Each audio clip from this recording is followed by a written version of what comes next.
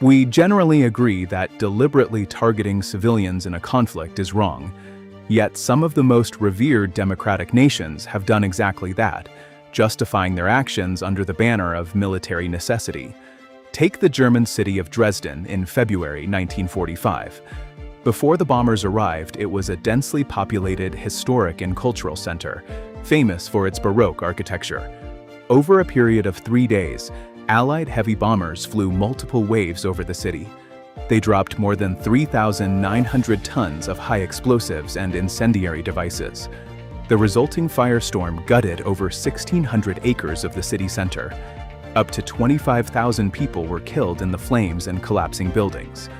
Looking at the ashes, we have to ask, was this massive scale of destruction a requirement to end the deadliest conflict in history? Or was it an act of terror? In early 1945, Allied commanders were looking for any way to accelerate the collapse of the Nazi regime.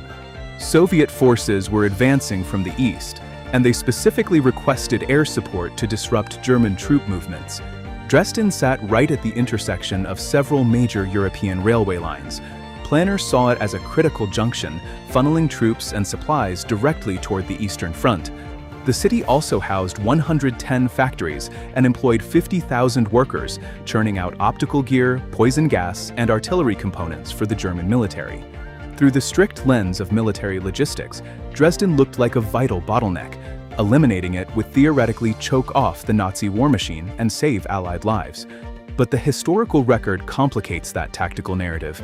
The vast majority of Dresden's manufacturing power was located in the outer suburbs, and those industrial areas were ignored by the bombers. Crucial strategic infrastructure escaped the raid as well. The vital railway bridges spanning the Elbe River were left largely intact.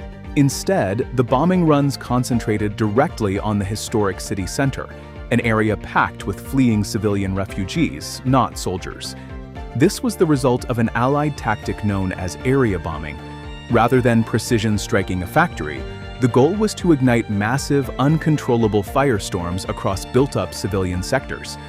The decision to bypass industrial zones in favor of incinerating the historic core prioritized the destruction of the civilian population to break national morale over the disruption of military logistics. Ethicists evaluate this using jus in bello, laws governing conduct in war, based on 3 constraints.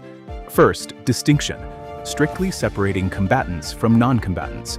Second, proportionality. Civilian harm cannot be excessive against military advantage. Third, military necessity. Actions explicitly intended to defeat the enemy. When we examine the devastation of Dresden against these pillars, we have to ask, is the foundational rules of war were entirely abandoned, or simply twisted to rationalize the slaughter of civilians? After the war, official reviews like the U.S. Marshall Inquiry looked at the intelligence and legally exonerated the bombing campaign. They relied on a specific legal loophole.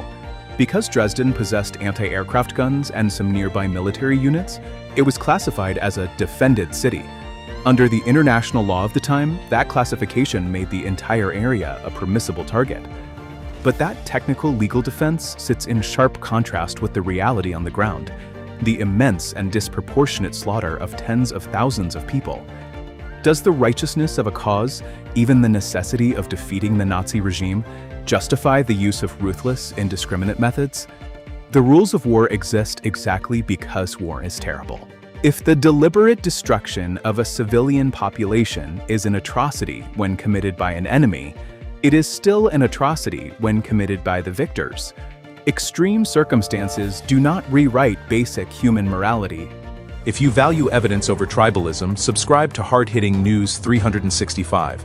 Thanks for watching, and we will see you in the next one.